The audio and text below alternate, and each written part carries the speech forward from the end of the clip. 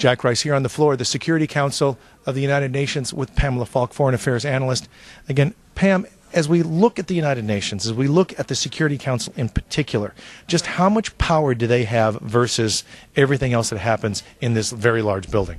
The Security Council is really the brain trust of the United Nations and the organization in the sense that it has the power to enforce, and therefore the issues of use of force, of authorizing an invasion and peacekeeping forces and sending blue helmets in. All of that's done here at the Security Council, and as you say, it's done by the 5 permanent members, or it's not done. In other words, they are the veto holding power members, and they can say no to anything. A no means it doesn't happen. And there's been a lot of interest in reforming the United Nations, bringing in Brazil, bringing in Germany, bringing in Japan, an Arab nation, on the permanent members to make it more suitable to the world as it is today. But right now, it's really a post-war organization, and that's when it was founded, 1945, and in this place in 1950.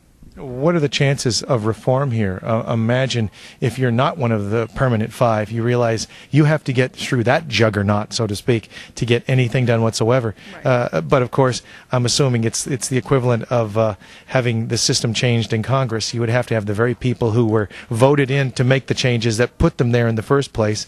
And I suspect right here, that's probably not going to happen much either. Well, that's the point. It's very circular. Why would someone give up power? Why would a nation give up power? And so the veto-holding countries will veto anything to change it. But there is an interest in making sure that it reflects other countries' interests and other regions of the world, and therefore more contributions. That's the other thing, and more weight in the organization. So I think eventually it will happen. But right now, there is a return to the United Nations because with Afghanistan, with Iraq, with the nuclear issues, with world refugee problems, with the world hunger crisis, there's so much that the United Nations, particularly the Security Council, can do to enforce things. And that's something that's it's pretty important in a very dangerous world. Thank you, Pam. Sure, Jack. This is Jack Rice on the floor of the Security Council at the United Nations.